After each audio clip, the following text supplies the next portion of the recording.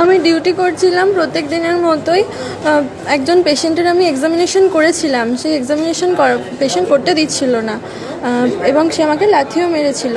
তো তখনই এক্সামিনেশন করা খুব জরুরিও ছিল না, কারণ পার অ্যাবডোমিনাল এক্সামিনেশন আমি করেছিলাম এবং পেশেন্ট ঠিক আছে আমি বুঝতে পেরেছিলাম। তো সেই জন্য সেই মতো ট্রিটমেন্ট শুরু করে আমি অন্য পেশেন্ট দেখা শুরু করি। পেশেন্টের বাড়ির লোক আমাকে বলে যে আপনাকে মেরেছে, তাতে আপনি মরে তো যাননি, আপনি আবার দেখুন, আপনার মার খান যাই খান আপনার দায়িত্ব, এটা আপনার চাকরি। তো আমি তাদেরকে বলি যে অলরেডি 5:30 6টা বাজতে যাচ্ছে, ভিজিটিং আওয়ার্স 6টায় শেষ হলেই আমার ম্যাডাম এসে উনিকে আবার চেক করবেন। তখন উনি বলেন আপনি যদি এত অসুস্থ হন তাহলে আপনি বাড়ি গিয়ে কম্বল মুড়ি দিয়ে শুয়ে থাকুন। আর তখন ওনার পাশের আরেকজন বলেন হ্যাঁ আপনি বাড়ি যান, তারপর বাড়িতে হসপিটাল থেকে বেরোন, আপনি জ্যান্ত কী করে বাড়ি ঢোকেন আমি দেখে নেব, আপনার শরীরে আমি আর বলতে পারছি না, বিভিন্ন জায়গার কথা বলে উনি রড ঢুকিয়ে দেবো এইসব বলেছে।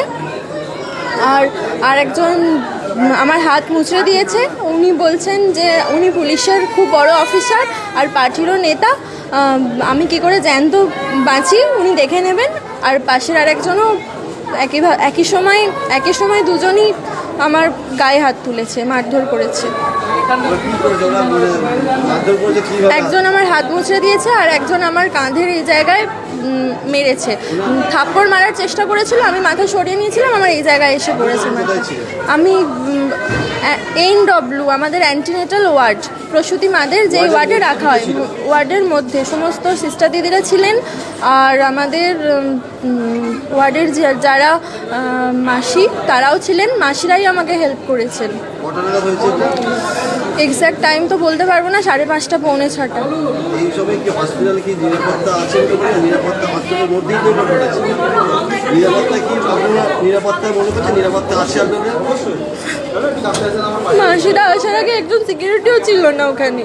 সিকিউরিটি কি ছিল না? কজন ছিল ওরা? ছেলেরা কজন ছিল? 10-12 জন একসঙ্গে ঢুকে গিয়েছিল। ওরা কি পেশেন্টের বাড়ির লোকজন? ওরা পেশেন্টের বাড়ির লোক বলেই দাবি করছে। ওরা কি কোনো সিভিক ভলেন্টিয়ার কিছু জানতে পারছে? একজন বললেন উনি পুলিশের অফিসার, পরে পুলিশ আসাতে বলল হোমগার্ড।